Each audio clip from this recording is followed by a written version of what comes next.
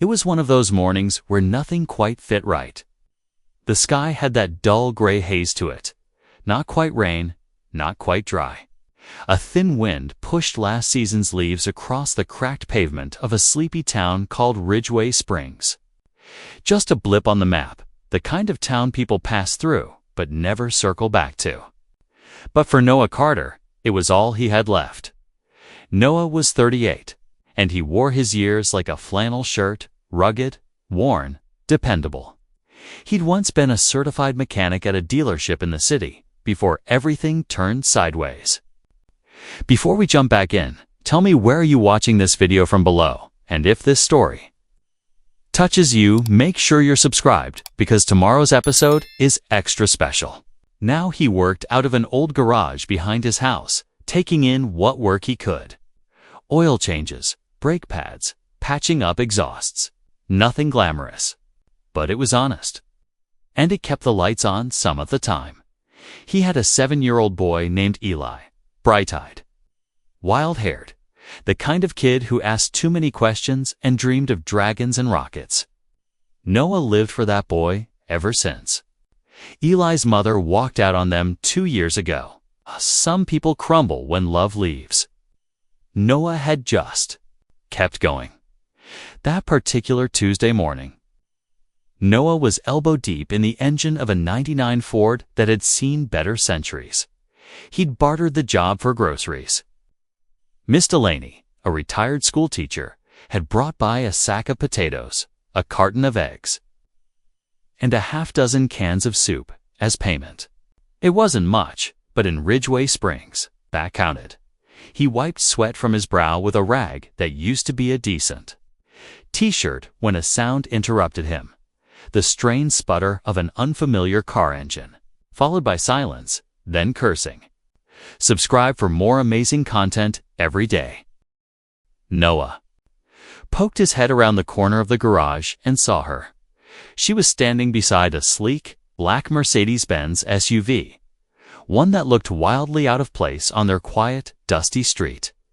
One of the tires had blown out and smoke drifted lazily from under the hood. She was wearing a beige trench coat and heels, tapping her phone furiously with a look of growing frustration.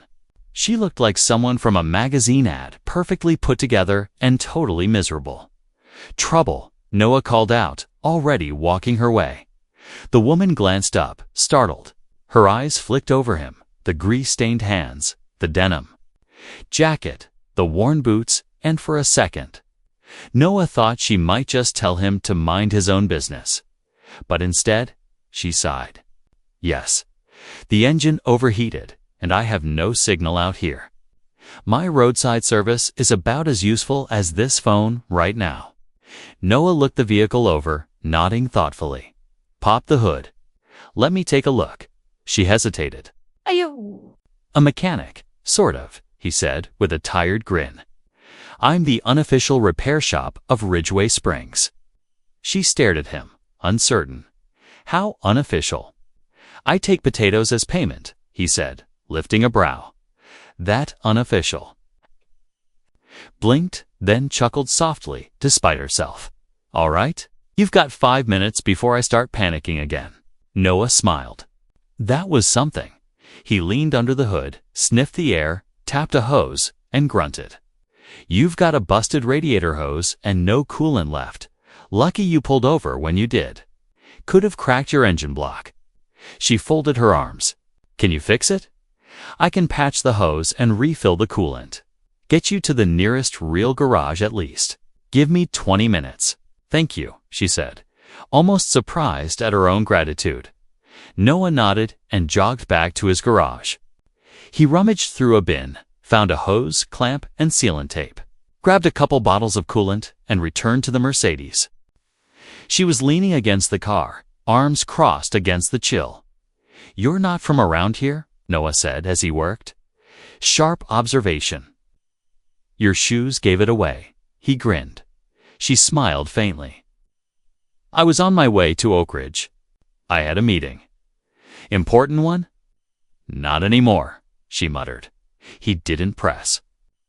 He knew the tone, weary, layered with frustration, laced with something she wouldn't say. "I'm Noah." "By the way," he said after a beat. There was a pause. "Rebecca," he looked up. "Nice to meet you, Rebecca." "Likewise, Noah." The job wasn't difficult, just delicate. He worked quickly, his hands sure and practiced. In 15 minutes, he had the patch in place and the coolant pouring. As he worked, they talked, mostly her asking him about the town, and him deflecting gently. He didn't mention the foreclosure letters on his kitchen table, or the unpaid power bill, or the fact that Eli's shoes were too tight and he couldn't afford new ones yet. She didn't mention where she came from or where she was going, not in detail. But her voice changed when she spoke of cities, fast-paced meetings, investment portfolios. She was polished, sharp, used to control. And being stranded on a dusty road in a tiny town was clearly driving her crazy. "There," he said, tightening. "The clamp? She's good to go. At least until Oak Ridge." Rebecca peered under the hood, then at him. "Thank you." "No charge," Noah said, stepping back. She raised a brow. "That's generous." He shrugged. "You looked like you needed a break." "Everyone does now and then." Rebecca studied him, almost suspiciously, as if she didn't quite believe there were still people who helped without a string attached. She opened her purse and pulled out a card. "If the patch doesn't hold," she said, "call that number. It's my office. Someone will send help." Noah took the card. It was minimalist, thick stock, embossed lettering. The kind that screamed expensive. He squinted at the name, Rebecca Langford. He didn't recognize it. Why would he? She was just a tired woman with a fancy car and a sharp tongue. Nothing more. She climbed into her SUV, paused, and looked at him again through the open window. "You ever think about leaving this place?" she asked. Noah smiled faintly. "Every day." And with that, she drove off, the Mercedes humming back to life and disappearing down the road. Noah stood there for a long moment, holding the card between two fingers. Then he glanced at the name again and slipped it into his back pocket. He didn't know it yet, but Rebecca Langford wasn't just anyone. She was the billionaire CEO of Langford Holdings, and she owned the mortgage on his home. But for now, he was just the man who'd patched her car, with no clue that fate had just taken a sharp left turn. And somewhere in the house behind him, Eli's laughter echoed through the window, unaware that life was about to change for them both in ways Noah couldn't imagine. The next morning came with a light mist and the hum of early birdsong. Noah Carter was up before sunrise, sipping stale coffee and thumbing through a stack of unopened mail that had become more of a fixture than something to be dealt with. He didn't need to open them to know what they said. SCANA notices, final warnings. His mortgage had slipped into the kind of territory that made the bank get creative with its threats. But he had a boy to feed and work to do. So Noah slid the letters aside and pulled on his boots. He'd promised old Mr. Havers a tune-up on his pickup and couldn't afford to lose even the smallest job. Ridgeway Springs didn't have enough opportunities for people to pick and choose. As he walked out to the garage, he paused and glanced back toward the road. He wondered briefly about the woman from the day before, Rebecca. The name had echoed in his mind all night, not just because she was beautiful, though she was, but because there was something about her that had stuck with him. The way she'd looked lost even when everything about her screamed control. And the way she'd asked him if he'd ever thought about leaving. He'd never admitted it out loud, but yes, he had. Ridgeway was full of memories, but not all of them were good. Still, leaving took money, and money took time. And time was something he was always short on. Noah pushed those thoughts aside and got to work, wrench in hand, heart steady. But fate, as it often does, wasn't finished with him. That same morning, in a glass-paneled office 50 miles away, Rebecca Langford sat at a long table surrounded by advisors, legal aides, and finance executives. She was the kind of woman who commanded a room without raising her voice. And though her posture was perfect, her mind wasn't on the meeting. She kept thinking about the man with the kind eyes and calloused hands. The mechanic with a lopsided grin who hadn't asked for anything, who'd refused payment like it was some kind of virtue. She hadn't told anyone about the roadside incident. It wasn't worth the noise, but something about him had scratched at the surface of her thoughts. She didn't like loose threads. And Noah Carter was a loose thread. So when the meeting ended, she pulled up a file, one she hadn't looked at in months. Langford Holdings owned a number of small-town mortgages and properties, many acquired during the expansion years. One of those names stared back at her now. Noah Carter Ridgeway Springs. It was purely business. They'd bought the bank that held his mortgage, along with hundreds of others. Nothing personal. But now it was personal, wasn't it? Rebecca leaned back in her chair. Was it coincidence? Fate? The universe playing matchmaker with foreclosure papers. She closed the file, but left it open in her mind. Maybe she'd keep an eye on Mr. Carter, just to make sure he wasn't about to lose everything. Not because she felt anything, of course. Not. She was just being ... thorough back in Ridgeway. The days passed without event. Noah finished repairs, stretched every dollar, and spent evenings helping Eli with his reading. There were nights he went to bed hungry to make sure his son didn't, but he never complained. That wasn't who he was. Then, one afternoon, a letter arrived that wasn't like the others. It wasn't a threat. It wasn't a final notice. It was an invitation. Langford Holdings was launching a community initiative in Ridgeway Springs, and they wanted local small business owners to attend a luncheon at the town hall. Free meal, networking, maybe a small grant or partnership opportunity. No expectations. Noah was skeptical. He didn't trust corporations. They always took more than they gave. But free food meant something to someone living off cans of soup. So he cleaned up, shaved for the first time in weeks, and showed up in a clean shirt that still smelled a little like oil. The town hall was busier than he expected. People mingled, voices low but hopeful. A buffet table offered actual meat, real chicken, roasted vegetables, buttery rolls. Noah piled his plate high and found a corner where he wouldn't be noticed. And then she walked in. Rebecca, no trench coat this time. She wore a navy suit, tailored, powerful. Her hair was tied back, her face calm and unreadable. But when her eyes scanned the room and landed on him, they softened just for a moment. Then she crossed the floor with a grace he'd never seen in Ridgeway before. "Mr. Carter," she said, stopping in front of him.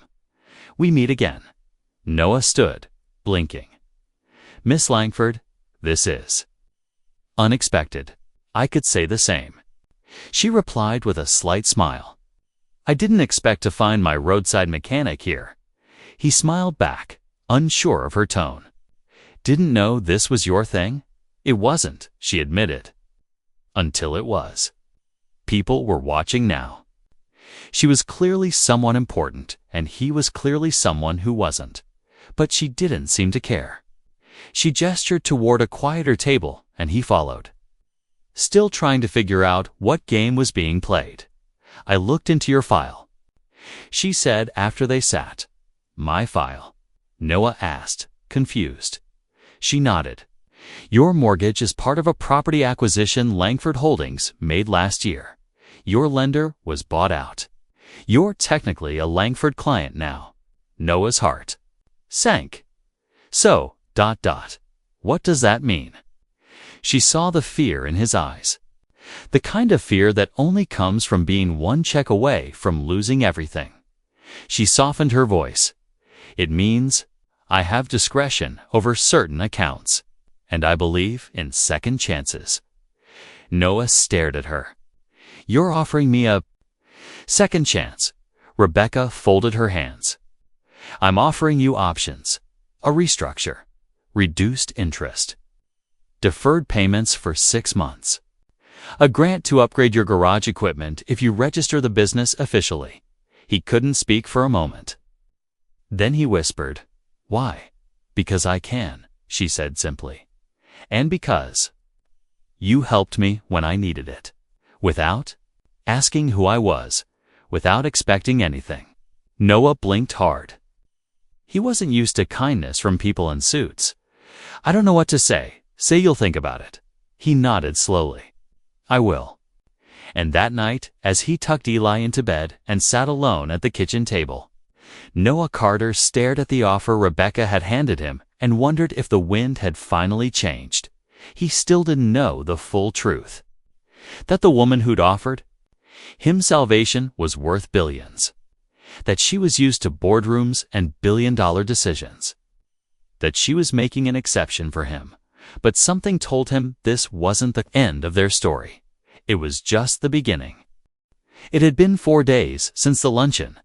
4 days since Rebecca Langford, the woman with high heels and billion-dollar authority, sat across from Noah Carter and offered him a lifeline. Noah had reread the documents a dozen times. A 6-month mortgage deferment, a 0-interest grace period, a grant for small business registration and equipment, contingent only on Noah formalizing his shop. No strings, no fine print. Just a chance to breathe. He didn't trust it. He didn't trust anything that came too easy. Life had trained him that way. Every blessing had come paired with a cost. But Eli had noticed. There was food in the fridge. Again, fresh vegetables, real meat. His shoes no longer pinched his toes. His lunchbox wasn't just packed, it was full. Still, Noah hadn't signed. He wasn't sure if it was pride or fear. Maybe both.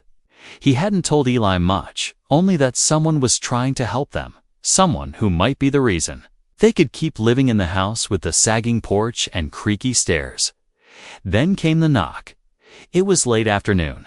The sun, still floating low over the rooftops. Noah was in the garage, finishing a brake job for a customer who'd promised cash by the weekend. He wiped his hands on a towel and stepped into the front yard, expecting a neighbor or maybe the mailman.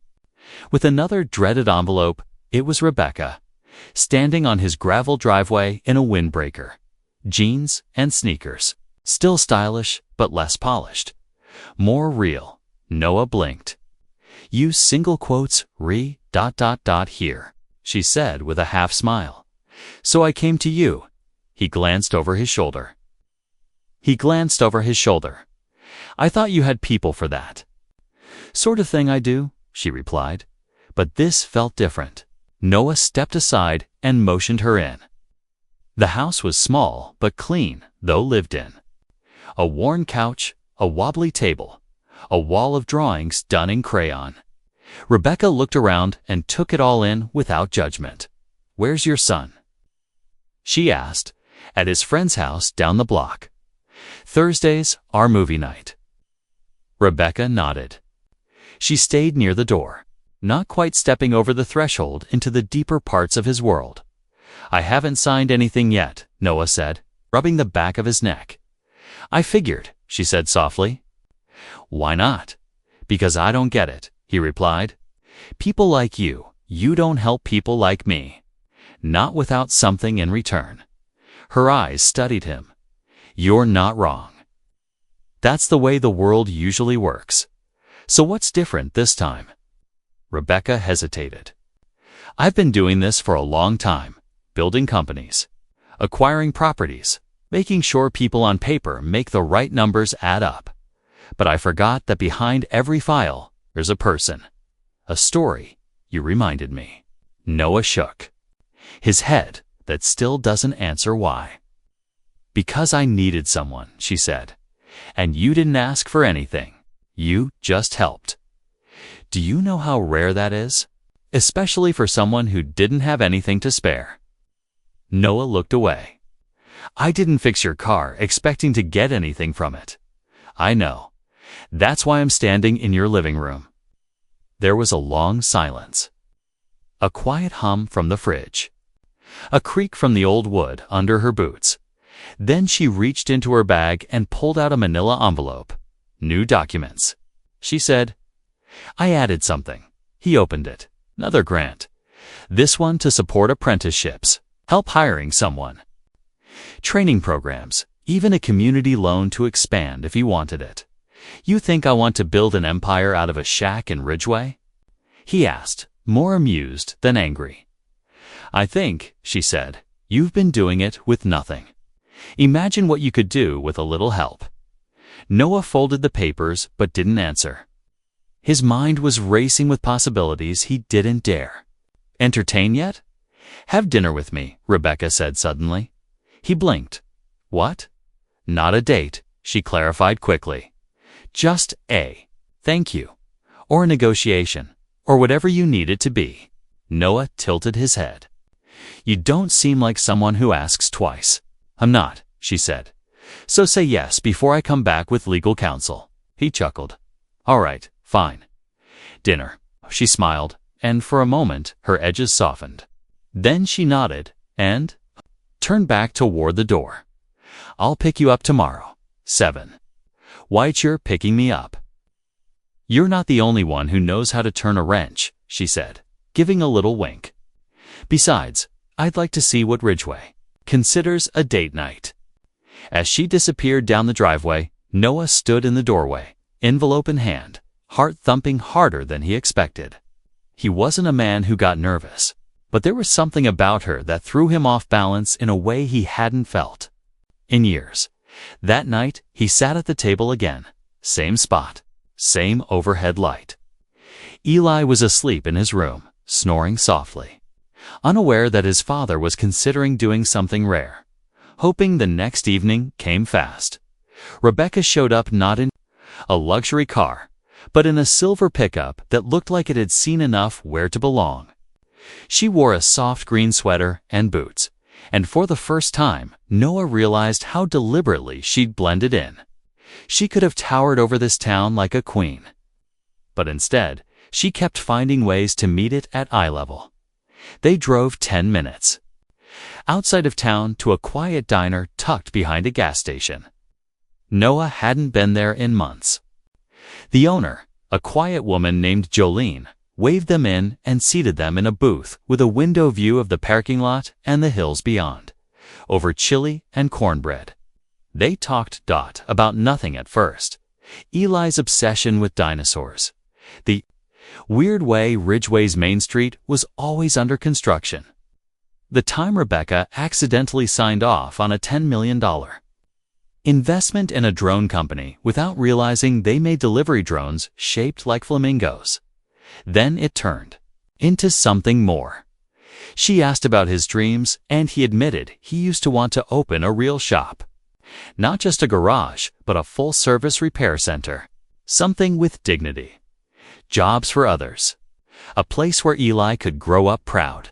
He asked about her life, and she confessed that success had cost her friends, time, love, that she wasn't sure if what she'd built was worth what she'd lost. By the time the plates were cleared, there was a calm between them. Not quite romantic, not yet, but something unspoken. On the ride home, Rebecca said something that stuck with him long after she drove off. "Do you ever think people like us were meant to collide?" He smiled. "I don't know. Maybe we're just two people who took a wrong turn at the right time." She nodded slowly. "Maybe." That night, after Eli was asleep and the house had gone quiet, Noah took the envelope from the kitchen drawer and he signed. Not because he needed a handout, but because someone had offered him a hand up. He didn't know where the path was leading, but he knew who he wanted to walk it with. A week after their quiet dinner at the Hilltop Diner, Noah Carter noticed something peculiar.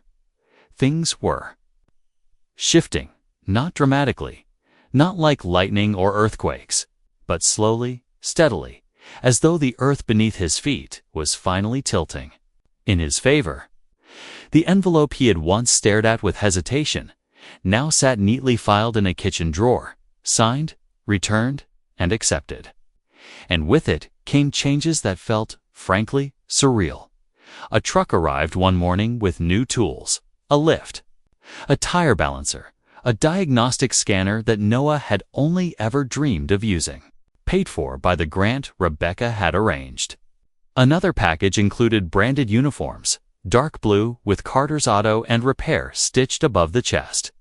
A subtle shift, but a loud declaration. Noah was officially a business owner now. Legitimate, licensed, certified. Eli, eyes wide with curiosity, wandered the garage after school, asking what each tool did, pretending to be Noah's assistant. Noah let him hold the flashlight and showed him how to read a dipstick, beaming with a quiet pride he hadn't felt in years. But the biggest change, Rebecca. She hadn't vanished like he'd expected her to. She kept showing up, sometimes in person, other times with a phone call, or a note dropped off at the garage with coffee and a dry remark about the town's lack of decent lattes. She wasn't smothering, just consistent. And in Noah's world, consistency was more powerful than flowers or flattery. One afternoon, while Noah was elbow-deep in an engine and Eli sat on the garage floor doodling race cars, Rebecca pulled up in her silver truck, stepped out wearing sunglasses and jeans, and held up a brown paper bag. "Lunch," she said. "And I swear it's not from the diner this time." Noah wiped his hands and smiled. "You know you don't have to keep feeding me, right?" "Yes, but I like doing it, and I like seeing you look confused every time I do." He chuckled and gestured her inside. They ate on the workbench, roast beef sandwiches, and cold sodas, while Eli proudly showed Rebecca his drawing of a turbo-fueled monster car with flying tires. "That's impressive," she said with genuine delight. "Is this the model for your dad's next big invention?" Eli grinned. "Yup, and he's gonna sell it to everyone in the whole world, even billionaires." Noah nearly choked on his soda, but Rebecca just smiled. "Well, I'll be first in line." She stayed longer that day, helped sweep the shop floor, even though Noah tried to stop her. Talked with Eli about school and comic books. Her heels traded for sneakers that now had a dusting of grease on them. Later, as the sun began to dip and Eli headed back inside to watch cartoons, Noah leaned against the garage doorway, watching her. "You don't belong here," he said softly. Rebecca turned to him. "What makes you think that?" "You single quotes polished, sharp. People like you usually drop in, make a speech, and disappear into glass towers. Not hang around talking about turbo tires with 7-year-olds, she shrugged. "Maybe I've had enough of glass towers." He looked at her for a long moment, and for once didn't try to second-guess her motives. He just let himself believe she meant it. "I don't know what you're doing here, Rebecca," he said, "but I'm glad you are." She smiled, and her voice dropped. "I don't know what I'm doing either, but I'm not leaving." Noah didn't press her. He didn't need to, 'cause something had changed in the air between them. It wasn't flirtation. It was deeper than that. Trust, maybe. Mutual understanding. A connection that neither of them could fully explain, but both had started to rely on. Still, the world outside their little bubble hadn't gone silent. Word was spreading through Ridgeway Springs. People noticed Rebecca's presence. They whispered about her truck parked outside the Carter garage. They noticed the new tools, the name tags, the subtle transformation of a rundown shack into a legitimate business. Some asked questions. Others drew conclusions. And some didn't like it. One evening, Noah returned home to find a note slipped under his front door. No name, just bold letters scrawled across it. "Watch who you get in bed with. Some gifts come with strings." He stared at it for a long time before crumpling it and tossing it in the trash. But the words lingered. Later that night, he called Rebecca. She picked up on the second ring. "Carter's Auto, after hours." "What's your emergency?" "There's something you should know," he said. "I got a note today. No name. Just a warning. There was a pause on the line. Then her voice turned serious. You think it's because of me? Maybe. Maybe not. But it's Ridgeway. People talk. Rebecca exhaled. I'm sorry. You don't have to apologize, he said. I just wanted you to hear it from me. In case things start getting uncomfortable. They already are, she said. But that doesn't mean I'm backing off. Noah smiled quietly. Didn't think you would? The next day, she arrived with donuts for Eli and a scowl on her face. I've dealt with bigger scandals than a mechanic who fixed my car, she said. If someone has a problem with us, they can take a number. Noah laughed, even as a part of him worried. Not for himself, but for her. Because Ridgeway had always protected its own. And they didn't always take kindly to outsiders shaking things up. Still, the shop kept growing. More clients started showing up. A retired farmer who needed his tractor fixed. A young woman whose rusted sedan wouldn't start. A landscaper who offered to help Noah fix up the garage sign in exchange for brake work. People were watching, but they were also coming. And business meant hope. Hope meant stability. And that was worth every sideways glance in town.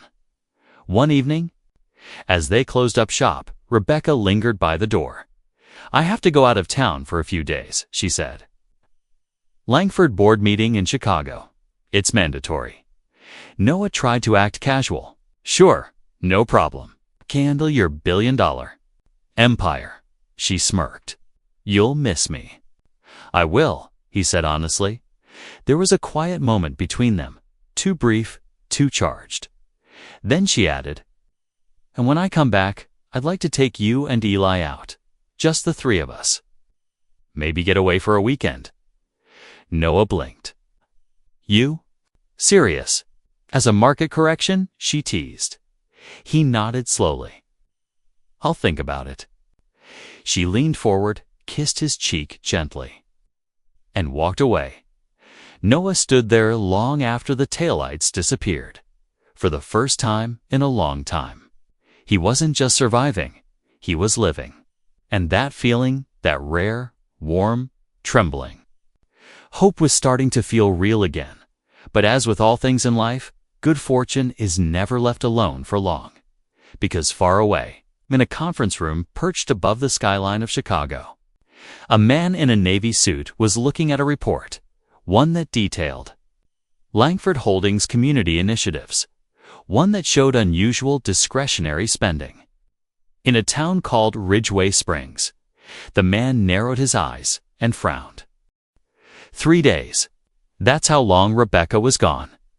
Noah told himself it didn't matter. She had a company to run, a billion-dollar empire to steer. And he had brake pads to replace, invoices to file, and Eli's school science project to help with. Something involving vinegar and baking soda that turned the kitchen into a battlefield. But truth be told, he missed her. He missed the rhythm she brought, the early afternoon visits with her sarcastic remarks and thoughtful meals. The sound of her laughter bouncing off the cinder block walls of the garage. The quiet way she made him feel seen. Ridgeway was quieter without her. On the 4th day, he stood outside the garage sipping coffee when an unfamiliar black SUV pulled up. Out stepped a man in a press suit and shiny shoes, looking as if he'd taken a wrong turn on the way to Wall Street. He walked up briskly, clipboard in hand, eyes sharp and calculating. Noah Carter. He asked, who's asking? Mark. Hensley Langford Holdings, Director of Financial Oversight. The man didn't offer a handshake, just a firm nod. Noah's stomach tensed. I'm here regarding recent financial movements connected to one of our discretionary funds. Hensley continued. Specifically, a series of investments made into this property and your business. Noah crossed his arms. You mean the grants? The paperwork your legal team processed and signed. Hensley gave a thin smile. Correct? I'm not here to dispute legality. but I do have questions about motivations." Before Noah could respond, the SUV door opened again. Rebecca stepped out. She looked composed but cold, a controlled fire beneath her calm expression. "Mark," she said, "you weren't invited." "Rebecca," he replied coolly. "Board wanted answers. I was sent to collect them. I'll handle this." Hensley raised an eyebrow. "It's unorthodox, Rebecca. This mechanic receives thousands in grants, loan forgiveness, tools, and you're spending personal time here. It's not your concern. It becomes our concern when your decisions reflect potential conflict of interest." Noah stepped in. "I didn't ask for any of this. I didn't manipulate or scheme. She came to me." "And you accepted the money," Hensley said, without looking at him. Rebecca's voice tightened. "Leave Mark now." He studied her for a beat, then glanced at Noah once more before walking back to the SUV. The vehicle drove off in silence. Noah turned to her. "That happen a lot in your world?" "More than you'd think," she muttered. He nodded slowly. "They think you're giving away the company for a guy with a wrench. They think I'm losing control of myself, of my emotions, of the business. They've been waiting for a reason to say it out loud." She looked tired. The kind of tired that didn't come from lack of sleep, but from holding 100 invisible weights. "I didn't mean to cause problems for you," Noah said softly. "You didn't?" She reached for his hand, fingers gentle but firm. "This was always going to happen. I just didn't expect it so soon." They stood like that for a moment, silent, the gravel crunching beneath their feet as a breeze rolled in. Later that day, she told him the truth about how Langford Holdings owned more than just real estate and logistics. It owned stories, legacies, debt, including the mortgage on Noah's house. Not directly 3 subsidiaries removed, but the paper trail led back to her desk. "I didn't know at first," she said. "But once I found out, I couldn't pretend it didn't matter." Didn't yell, didn't storm off. He sat on the edge of the workbench, eyes lowered. "So what now?" he asked. "You gave me help while holding my home in your back pocket. I don't want your house, Noah. I just wanted to undo something I didn't know I'd done." He breathed out slowly. "It's a lot, Rebecca. I know. I care about you, but this feels like a rigged deck." She didn't argue, just sat beside him. "I'll have the mortgage bought out," she said, "transferred out of Langford's portfolio to a trust in your name. You'll own no one, not even me." He looked over at her. "You'd do that?" She met his gaze. "I already started the paperwork." Noah laughed, not with joy, but disbelief. "You really are impossible." She smiled. "So are you." They didn't speak of it again that day. Not the mortgage, not the board, not Hensley's little visit. Instead, they cooked dinner together, pasta and garlic bread. Eli showed off his volcano, and Rebecca let him explain every bubble and fizz like it was NASA-grade engineering. When Eli went to bed, Rebecca lingered in the doorway. "I should head back. I have a conference call at 9. Noah nodded, then hesitated. "You ever think about stopping?" he asked. "Walking away from all that?" She laughed quietly. "Every day." He looked at her for a long time. "What's stopping you?" Rebecca didn't answer, just smiled faintly and slipped out into the night. The next morning, Noah found another envelope, this time from a local bank. Inside was a deed. The mortgage officially transferred. No lien, no fine print. Just a stamped, certified copy showing ownership in his name. He stood on the porch with it in his hands, staring at the signature on the bottom line, Rebecca Langford. Later that week, Noah hosted a barbecue. Not a big event, just friends, neighbors, a few customers who'd turned into regulars. The grill smoked, kids ran around the yard, Eli climbed trees. And the garage doors stood open with pride, and Rebecca came. Not in heels, not in suits. She wore jeans and a white linen shirt, sleeves rolled up, hair tied back. She brought coleslaw and watermelon slices and got ketchup on her fingers without caring. When someone asked how she and Noah met, she just smiled and said, "He saved me on the worst day of my life."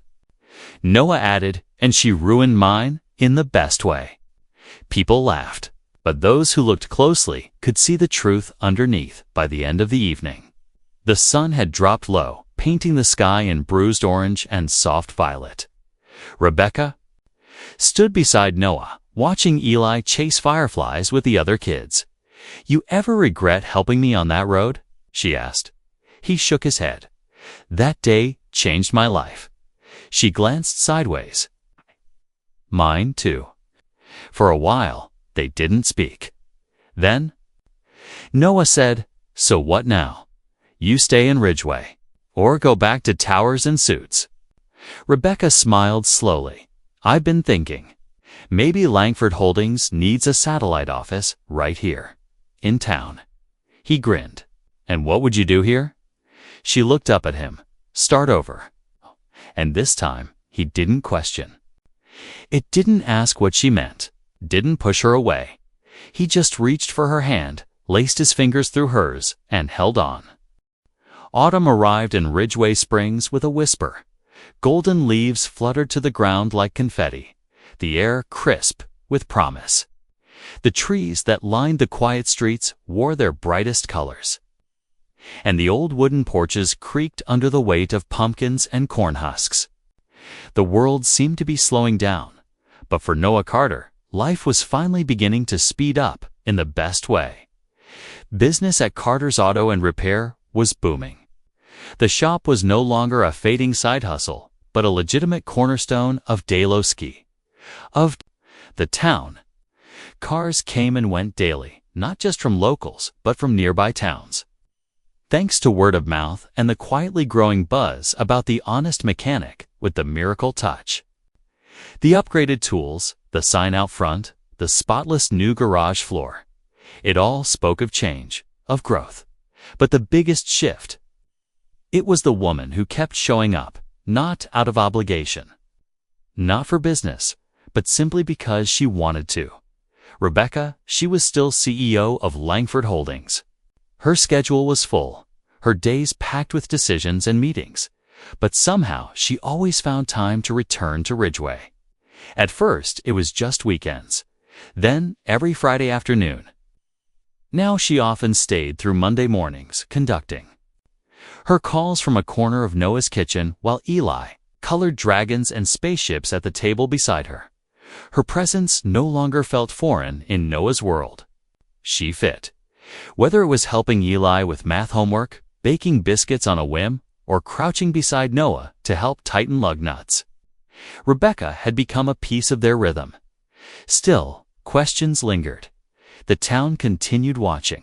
The murmurs hadn't gone silent, only softer. Some people assumed Noah was dating the richest woman in 3 states. Others figured she was his investor. 1 or 2 believed she was secretly scouting the town for development and that Noah was the puppet they were dangling. But most Ridgeway folks, once skeptical, had grown used to the sight of her pickup outside the garage. Even Sheriff Dalton, who once called her city glass, had started waving when he passed. But not everything had settled, so Isley Noah noticed Rebecca getting quieter lately, less sharp with her sarcasm, more distant when her phone buzzed. She'd stare out the window a little longer, speak a little softer, and sometimes excuse herself for walks without saying where she was going. One evening, after closing the shop and putting Eli to bed, Noah found her on the back steps. She sat with her knees pulled close, a hoodie over her shoulders, and her gaze sat on the distant ridge where the sun had long disappeared. He sat beside her, close but not pressing. "They want me to leave the company," she said, after a long pause. Noah turned to her. "What?" "The board. Some of the shareholders. They're citing questionable personal involvement with non-corporate entities and accusing me of misusing company resources. You mean me? Noah said quietly. She didn't deny it. They've been building this case for months. Watching, digging, twisting everything. They finally think they have enough leverage. They want a vote. Noah exhaled slowly. When? Next month. And what happens if they win? She shrugged. They'll remove me as CEO. I'll keep my shares. Still be wealthy, technically. But no power, no control. He stared ahead, silent. Then asked, "And what do you want?" Her answer came quickly. "I want out." He turned to her, surprised. "I've built an empire. I don't want to rule anymore," she said. "I've spent years pretending it filled the holes in my life, but it didn't. I found more meaning in this garage than in 100 boardrooms, and I'm tired." Noah reached for her hand. "Then don't go back. Stay." She looked at him, eyes glassy, but firm. "I'm not asking for rescue. I'm not offering it," he replied. "I'm offering a seat beside me." There it was again, that silence between them.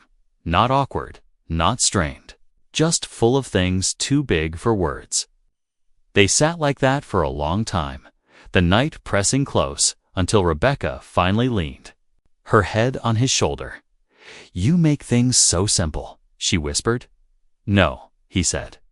"You make them complicated. I just cut through it." She laughed softly and didn't move away. The next few days felt like a blur of preparation. Rebecca didn't slow down. If anything, she moved with purpose. She began quietly shifting control of her affairs, delegating pieces of the company, planning a possible exit strategy. Lawyers visited quietly. Emails piled up. She told very few people what she was planning, just one trusted executive, a woman named Jenna, and a retired advisor who'd known her since her 20s. Meanwhile, Noah continued working the steady heartbeat of the shop, grounding them both. Customers kept arriving, bills kept getting paid, and Eli's curiosity never wavered. One morning he asked, "Is Miss Rebecca staying forever?" Noah blinked. "Why?" "Because I think she should. She smiles more when she's here." Noah smiled too, ruffling Eli's hair. "Yeah, me too." Then, one Sunday morning, everything changed. Rebecca didn't come. No text. No call. Just absence. Noah waited, trying not to overthink. But by evening, worry had settled deep into his chest. He tried calling. It rang twice, then voicemail. He sent a message, no reply. Hours passed. The next day, still nothing. Finally, at noon, his phone buzzed. It was a number he didn't recognize. "Mr. Carter." A voice asked, "Yes?" "This is Jenna Morris. I work with Rebecca Langford." Noah stiffened. "Is she okay?" "She's stable now." The words hit like a brick. "She collapsed last night during a private meeting," Jenna explained. "Stress-induced exhaustion. Her body just gave out. I'm with her at the hospital now. She insisted we contact you." Noah didn't ask where. He didn't ask if he was allowed. He just grabbed his keys and told Eli's babysitter he'd be back by morning when he reached the hospital 2 hours later. The sight of her knocked the breath from his lungs. She looked small, pale, wires taped to her wrist, a faint monitor beeping beside her. But her eyes lit up when she saw him. "You drove all this way?" she asked, voice hoarse. He sat beside her. "Of course I did. I didn't want you to see me like this."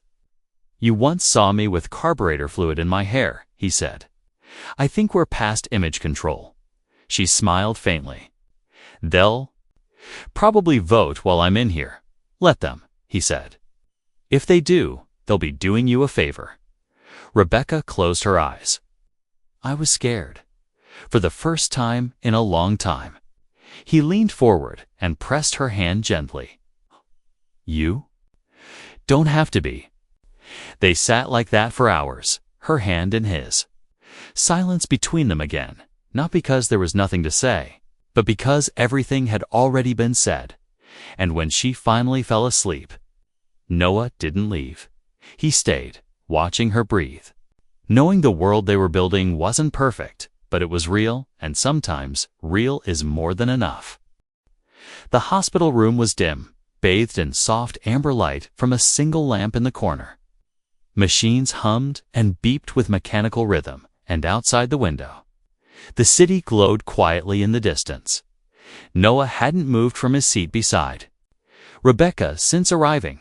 Her hand remained loosely wrapped in his, and though she was asleep, the tension that had lined her face was slowly starting to fade. He watched her breathe, watched the small rise and fall of her chest, and for the first time in his life, he truly understood what it meant to feel helpless and hopeful at the same time. The woman who had helped him find his footing again. The woman who changed his future without asking anything in return, she was now the one needing help. And he wasn't going to leave her side. The door opened softly.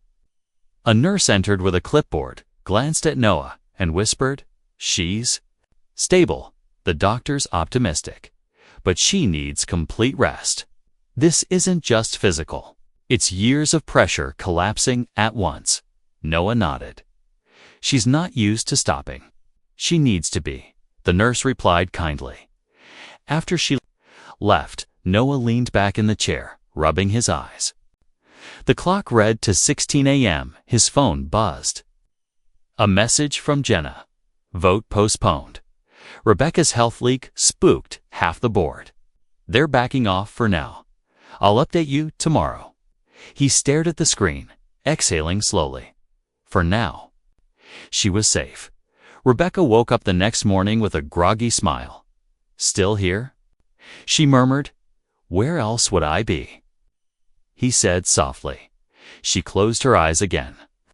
"I was dreaming about Eli. He had turned your garage into a space station, and he was the commander." Noah chuckled. "He'd probably do it if we gave him enough cardboard and tape." "You're a good dad," she whispered. He looked at her. "And you're a stubborn billionaire who doesn't know when to rest. Ex-billionaire, if the board gets their way." "Then they're fools," he said simply. Rebecca slowly turned her head to him. "I think I want to walk away, Noah. Not because they're pushing me, but because I'm tired of running in circles that don't lead anywhere." "Then walk," he said. "Whatever's on the other side, you won't be alone." That moment lingered, fragile and real. And then her phone buzzed on the nightstand. Jenna again. Noah picked it up. "You want me to answer?" "No," she said. "I'll call her later." 3 days later, Rebecca was discharged. Noah drove her back to Ridgeway Springs. She insisted on sitting up front despite her exhaustion, sipping iced water and watching the passing trees with a look that was part peace, part reflection. When they arrived at Noah's place, Eli ran out barefoot across the grass and launched into her arms. "You were gone forever." "I missed you too," she whispered, holding him tighter than she expected. That evening, Rebecca sat on the porch, wrapped in a blanket, sipping tea. Eli was inside, humming as he built something out of Lego bricks. Noah joined her with 2 mugs and a quiet sigh. "I don't want to go back," she said. "Then don't." But walking away from a company like Langford means more than just losing a title. "I'll lose control, influence, a reputation I've built over 15 years. He nodded. "So what do you gain?" She paused. "A real life, maybe." He looked at her. "Then I'd call that a fair trade." Rebecca was quiet for a while. Then she pulled a folded paper from her bag. It was an official resignation letter. Unsigned. "I keep holding on to it," she said, "thinking I need to be brave to sign it." "You don't need to be brave," Noah said. "You just need to be ready." She looked up at him, eyes soft. "Would you hate me if I said, I want to stay here? Permanently?" He laughed. Rebecca Langford, queen of New York real estate, living in a 2-bedroom house with a kid and a mechanic. She smiled. If the kid is Eli and the mechanic is you, then yes. He reached for her hand. Then it settled. By the end of the week, it was official. Rebecca Langford resigned from her position as CEO of Langford Holdings. The press had a field day. Headlines ranged from business tycoon steps down amid health concerns to billionaire vanishes too. Small town in Middle America. Photos from her earlier projects were dredged up, including one unflattering image of her at the garage covered in grease. Laughing Noah read it and grinned. "You look famous." She rolled her eyes. "I look like I haven't slept in weeks." But Rebecca didn't care anymore. She had let go. The first few days of her post-corporate life were awkward.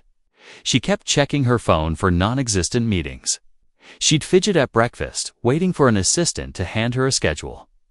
She even tried reorganizing Noah's tool drawers, something he immediately stopped halfway through. But soon, she settled in.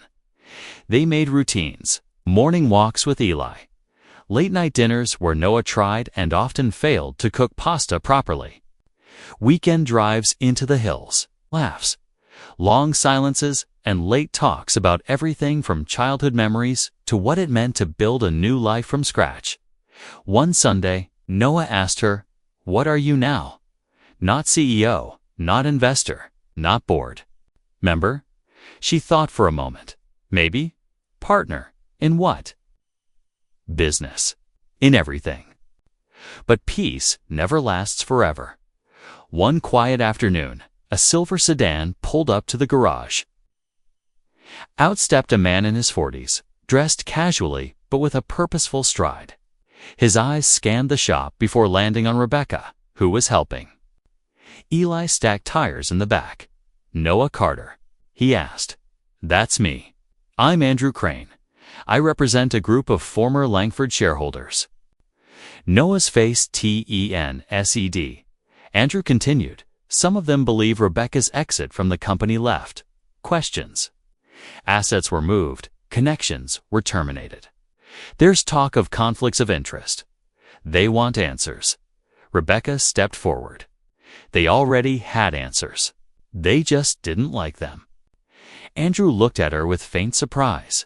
"So it's true then? You walked away for a man." "No," she said firmly. "I walked away for myself. The man just reminded me I could." Andrew turned back to Noah. "I have no issue with you, Mr. Carter, but I was told to inform you, this isn't over." Noah stood tall. "You can tell whoever sent you that Ridgeway might be small, but we protect our own." Andrew nodded politely, then walked back to his car and drove off. Rebecca watched him go, jaw tight. "They're still chasing ghosts," she muttered. "Then let them," Noah said. "You're here. You're safe. That's all that matters." But, even as he said it, he knew it wasn't true. The past has a way of clawing back, even when you've buried it. Later that night, Noah walked out onto the porch and found Rebecca staring at the stars. "You okay?" he asked. "I'm scared," she admitted. He nodded. "Me too. But I don't regret any of it," she added quickly. "If I had to choose again, I'd still break down on that road, still walk into your garage, I'd still stay." Noah smiled and wrapped an arm around her shoulders. "And I'd still fix your car for free," he said. "Even if I knew everything that would come after." They stood there a long time, two people from different worlds, now bound by something neither of them expected. Love not built on wealth or power, but on timing, trust, and the kind of courage it takes to start over. Together. It was nearly winter in Ridgeway Springs. The trees had shed their golden crowns. The mornings had turned frosty, and the air smelled of wood smoke and pine. But inside the Carter home, a once weathered house, now warmer in every sense, things were changing in quiet, beautiful ways. Rebecca Langford, or simply Becca, as Eli now called her, had not only adjusted to small-town life, she had started to thrive in it. The high-rise offices, glossy boardrooms, and executive decisions were behind her. She no longer wore power suits or checked her watch every 10 minutes. Her phone was often left face down and unanswered for hours. And she smiled more, in little, unguarded ways that said she wasn't just surviving anymore. Noah watched her move through their daily life, like she'd always been part of it. She packed Eli's lunches. She helped him with homework. She chatted with neighbors, made friends with the lady at the bakery, and even volunteered at Eli's school library once a week. Sometimes she'd still get that faraway look in her eyes, a lingering shadow of who she used to be, but it faded more quickly each day. And yet, Noah could sense the storm brewing again. Ever since Andrew Crane's visit, things had been too quiet, too calm. Noah started getting strange calls at the shop, people asking about services he didn't offer, fake customers coming in, snooping around. He caught a man taking photos of the garage once, pretending to look at tires. Rebecca brushed it off at first, but he knew better. Someone was gathering intel. One afternoon, Jenna, Rebecca's old executive assistant and now closest ally, drove into town unannounced. She met them at the garage, looking tense. "They're trying to tie you to something shady," Jenna told Rebecca. "Old shareholders, maybe rival board members. They've hired private investigators. They're pulling emails, messages, flight logs, anything to suggest you made unethical decisions while CEO." Noah stood by, jaw tight. So there. Going after her because she gave me a few tools and paid off my mortgage. They want to bury her legacy, Jenna said, and ruin you in the process if it helps their case. Rebecca stayed quiet for a long moment. Then she looked at Jenna. "What's the worst-case scenario?" "They could push a legal case if they manufacture enough doubt. Civil, not criminal. But messy, public. They'll smear you. Drag your name through every business publication. They can." Rebecca didn't flinch. "Let them." Jenna blinked. "Becca, this could destroy your reputation." Rebecca looked at Noah. "They're clinging to a world I already walked away from. What more can they take?" Noah took her hand. "We'll fight it together." But that night, he sat on the porch long after she fell asleep. His heart was restless. He couldn't bear to see her punished for doing something kind, for helping him, for simply being human. 2 days later, a manila envelope arrived in the mail. No return address. Inside were printed screenshots, emails between Rebecca and her legal team, wire transfers, a copy of the grant agreement with Noah's signature, and a photo of them at the garage. The final page had a typed note. "Step away from her now, before the fire burns you both." Noah read it twice, then a third time. Then he quietly walked inside, put the envelope in the drawer, and didn't say a word. He didn't want to worry her. Not yet, but the threat wasn't just implied anymore. Meanwhile, life carried on. Eli's school held its winter showcase, a series of skits and songs, with kids dressed as snowflakes, elves, and reindeer. Eli played a tiny snowplow that rescued Santa's sleigh from the icy road, a role he threw himself into with dramatic flair and sound effects. Rebecca laughed so hard she cried. And afterward, when Eli ran up to them for hugs and juice boxes, she looked at Noah and whispered, This is what I was chasing all those years. I just didn't know it." He nodded. "It's real." But that same night, when Noah returned to the garage to close up, he found the back door slightly ajar. Nothing was stolen, but his filing cabinet had been rummaged through. Some invoices were scattered. The drawer that held his signed grant documents had been forced open.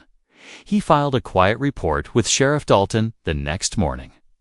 The sheriff narrowed his eyes. "You think it was one of those guys sniffing around a few weeks back?" "I know it," Noah said. "I'll keep an eye out," Dalton promised. But be careful, son. Sometimes people don't just want truth. They want control. A week later, the first article appeared online. A business gossip column ran a headline: Ex-CEO Langford accused of manipulating small-town mechanic for tax cover-up. It was full of speculation, innuendo, and anonymous quotes. It twisted Rebecca's decision to forgive Noah's mortgage into a narrative of corruption. It painted Ridgeway Springs like a pawn in a scandal.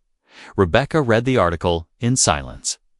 Then she calmly opened her laptop and typed a public statement in it. She admitted to helping Noah. She described how he had helped her first, without expectation. She explained how, in helping him, she rediscovered her values, her heart, and ultimately chose to leave a corporate empire for a life that felt whole. She didn't apologize. She simply told the truth. The post went viral within hours. People from all walks of life shared their own stories of burnout, of walking away, of finding purpose outside of titles and boardrooms. The internet, the same place that had tried to tear her down, lifted her up instead. And for once, the truth actually held. Even major outlets corrected their tone. An investigative journalist published a piece headlined, "Langford's Leap: Why the Ex-CEO's Small-Town Redemption Might Be the Story We All Need Right Now." But the threats didn't stop. Noah received another letter, this time in bold red font. "You're ruining her. End it." He showed Rebecca this time. She read it, ripped it in half, tossed it into the fire. "Let them come," she said. But Noah couldn't let it go. That night, he wrote a letter of his own to the Langford board, to the media. To anyone watching, he told the story not as a headline, but as a man. He described Rebecca showing up on that cold morning, stranded and frustrated. How she never once mentioned her wealth, her company, her power. How she was just a woman, in need. And how, without asking, she later changed his life. He wrote about being a single father, about the nights he went hungry so Eli didn't have to, about pride and survival, and the one act of kindness that gave him and his son a chance at something more. His letter ended simply: "She didn't rescue me. She reminded me that I was worth rescuing myself. If that's wrong, then maybe the world needs more wrong." It was published in a local paper first, then picked up by a blog, then the national press. The threats stopped, the gossip faded, and the world slowly moved on. Winter deepened. Snow blanketed Ridgeway Springs, and the garage hummed with life and warmth. Eli helped decorate a miniature tree in the corner. Customers brought cocoa and cookies. Rebecca painted a new sign that read, "Built on grit, run on heart." Noah smiled when he saw it. "It's a little corny," he said. "Just like you," she teased. But her eyes were full of love, and so were his. By the time the new year rolled in, Ridgeway Springs looked like a snow globe. Snow draped over rooftops and tree branches. The roads crunched with frost, and chimneys puffed gentle smoke like sleepy sighs. For Noah Carter, life had found its rhythm, one he hadn't known existed before Rebecca Langford stumbled into his garage with a broken-down truck and an impossible story behind her eyes. But now, everything felt real. Each morning began the same. Eli bounding down the hallway. For breakfast, Rebecca sipping coffee in her robe, reading local news instead of board reports. And Noah stepping into the garage with a kind of peace in his chest he never thought he'd earn. The garage had a calendar full of appointments. Word of mouth had grown stronger, not weaker, after the media whirlwind. People respected him more, not because he was famous, but because he didn't let the fame change him. And then there were the letters. Noah had never received letters from strangers before. But now, handwritten notes arrived daily from single dads across the country, from struggling mechanics, from parents, from people who had lost someone or found themselves at a dead end, just like he once had. One letter read, "I saw myself." In your story, I just needed someone to prove it was possible. Thank you for being that proof." Another one simply said, "You didn't just fix a car, you fixed hope." Noah kept them in a shoebox. A quiet reminder of how much the world needed stories that didn't end in ruin. Rebecca, too, had found something she never thought she needed. Still technically wealthy stocks, shares, private investments, she could live comfortably for 10 lifetimes. But she no longer cared for the titles, the invitations, or the exclusive circles. Instead, she poured her time into the town. She helped reopen the community center, turning it into a warm space for kids after school. She worked with the mayor to create small business grants for locals who, like Noah once had, just needed a break. She never took credit, never gave speeches. She showed up, quietly, steadily, like she always did when it mattered most. And she stayed. That mattered more than anything. One chilly Thursday afternoon, Noah picked up Eli from school. The boy chattered the whole way home, excited about the class pet, a turtle named Brutus, and a math puzzle he'd finally solved. As they pulled up the driveway, Eli suddenly asked, "Dad, are you and Miss Becca married?" Noah blinked. No, buddy. Why do you ask?" Eli shrugged. "Well, she's always here, and she makes pancakes better than you." "That's what moms do, right?" Noah smiled gently. "She's special to us. But marriage is something grown-ups talk about really carefully." Eli paused. "Do you want to?" Noah glanced at him, heart caught in his throat. "Yeah, I think I really do." Eli grinned. "Then you should, but you gotta ask with flowers. Girls like flowers." Later that night, after Eli had gone to bed, Noah found Rebecca sitting in the living room, curled beneath a blanket, a book in her lap. "Long day?" he asked, dropping beside her. "MMH, she murmured. "But a good one." Jenna called. "She's officially leaving Langford Holdings. Said if I could start over, so could she. Think she'll come here?" "Maybe. I think this place is starting to look like home to a lot of lost people." He reached into his jacket pocket and pulled out a small bundle of daisies wrapped in paper. She raised an eyebrow. "What's this Eli's idea?" he said. "Apparently girls like flowers." She laughed, touched. "Smart kid." Then he got serious. "I don't have a ring yet, and I don't want to rush anything. But I do want to say this. You turned my life around. You didn't just fix my future. You gave it meaning, and I love you for it." Her lips parted slightly, breath caught. "So when you're ready," he continued, voice soft, "let's build something more. Whatever that looks like. Marriage, partnership, just a life that's ours." She didn't hesitate. "Yes," he blinked. "That was fast. You already had me at brake pads and bad coffee," she whispered, eyes shining. They leaned into each other. No grand kiss, no fireworks. Just a quiet moment of shared truth. Love stripped of performance. Real and grounded. The next morning, Eli burst into the kitchen. "Did you ask her yet?" Rebecca grinned. He did. "And?" Eli asked. Eyes wide, I said yes. Eli pumped his fist in the air like he'd just won the Super Bowl. "I knew it. I'm gonna be the ring guy." "You might also be the dance captain," Noah said. "What's that?" "Someone who makes sure everyone's dancing at the wedding." Eli paused, nodded seriously. "I accept the challenge." Haze were simple. They didn't want a big crowd. No press, no announcements. Just friends. Just family. Just Ridgeway. Sheriff Dalton offered his backyard. The bakery made the cake. The local florist donated bouquets.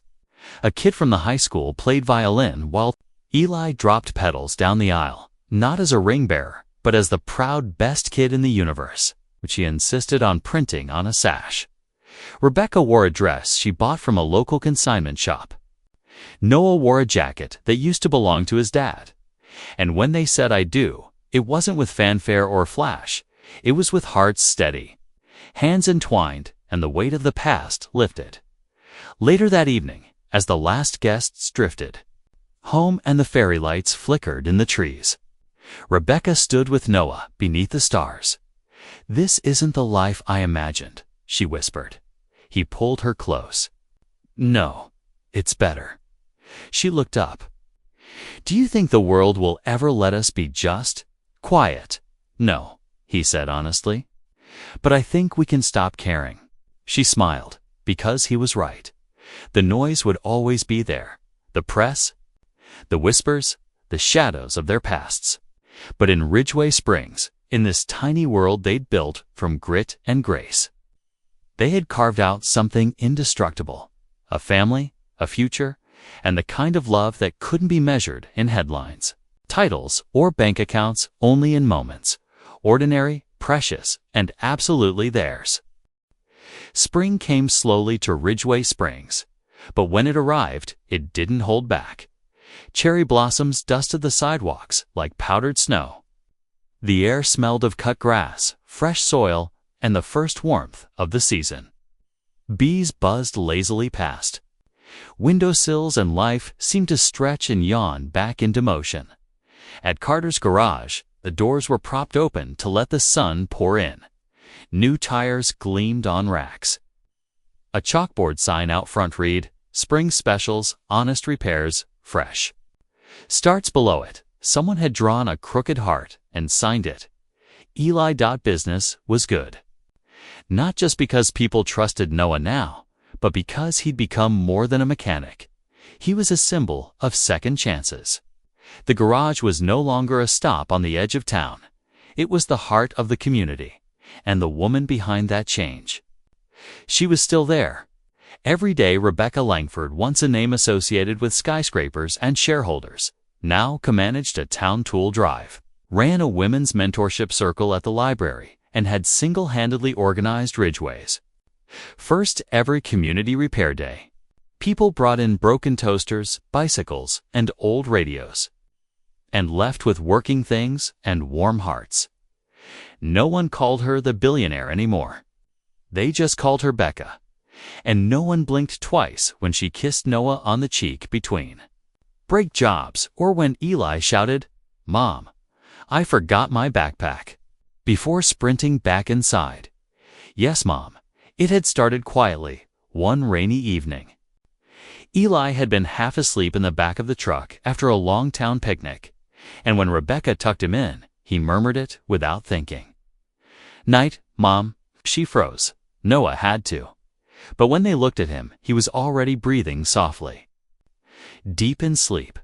The next morning, no one said anything, until Rebecca smiled over her cereal and asked, "Does that job come with a benefits package?" Eli grinned. "Only if you like burnt pancakes on weekends." She leaned over and kissed his forehead. "It's a deal." From that moment on, their life wasn't just a patchwork of stories and salvaged hope. It became a real family. But even peace carries echoes of the past. One day in April, as Noah finished realigning a suspension, a sleek black car pulled into the lot. Not the usual type. Too polished. Too deliberate. A man in a gray suit stepped out. Mid-50s, slick hair, trimmed beard. He looked around like someone surveying land he used to own. Noah wiped his hands. "Can I help you?" The man nodded.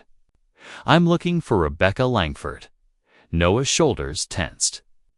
"She's inside." The man smiled politely. "I'm not here to cause problems. Just wanted to see what she walked away for." Rebecca stepped out from the office, her expression unreadable. "Thomas," she said. "Becca." They stared for a moment. Then he gestured around. "So this is it, the empire you left us for." She folded her arms. "It's not an empire. It's a life." Thomas gave a slow nod. "You always did like making statements. Is that what this is about? My statement?" He glanced at Noah. "No, This is about closure. Rebecca narrowed her eyes. I already closed that door. No. I didn't come to pry it back open. I needed to see for myself. If you were really happy, she stepped forward. I am. He looked into her eyes. Good. Then I'll leave you in peace. He turned to go, but paused once more. The board misses your fire. Even the ones who pushed you out. They thought you were running. Turns out you were just finally standing still. And then he left. No drama. No argument. Just a shadow from the past, acknowledging the new shape of things. Later that evening, Rebecca and Noah sat on the back steps, watching Eli and a group of neighbor kids play soccer on the lawn. The sun cast a soft glow over the fields, and frogs chirped from a nearby creek. So, Noah said slowly, was that the man who tried to replace you? One of them? He looked like a ghost. He is, she said, a ghost of who I used to be. Noah glanced at her. Do you miss it? She thought for a long moment. I miss the rush, the control, the power to make decisions that shifted empires. She leaned her head on his shoulder. But I love the power I have now to make Eli laugh, to build something small but true, to go to bed without 3 phones buzzing beside me. He smiled. I think you made the right trade. I know I did, as summer approached. The family began planning a trip, not a fancy resort. Not a European getaway, just a road trip through small towns with no schedules, no boardrooms, and no media attention. A chance for them to just be, to explore together, to remind themselves of how far they'd come. Before they left, Noah added one last touch to the garage, a plaque bolted onto the office door, rebuilt from the roadside. In honor of the woman who broke down in front of this shop and built up everything after. When Rebecca saw it, she wiped her eyes and whispered, I didn't expect that. Noah kissed her cheek. Neither did I, back when I was just trying. To get your truck running again, she chuckled. Guess we both fixed something that day. And so they drove. Through winding highways, sleepy towns, and past sunflowers that nodded gently in the breeze. Eli rode in the back, map in hand, making up names for towns. Rebecca rode up front, 1 foot on the dash, singing along to old country songs. Noah drove, his hand occasionally drifting to hers, fingers curling around the woman who changed everything, not with wealth, not with status, but by seeing him. When no one else did, and by letting herself be seen in return. They had no destination, but they had each other, and sometimes that's all the map you'll ever need. The end. Every day brings a new story. Hit subscribe and keep watching.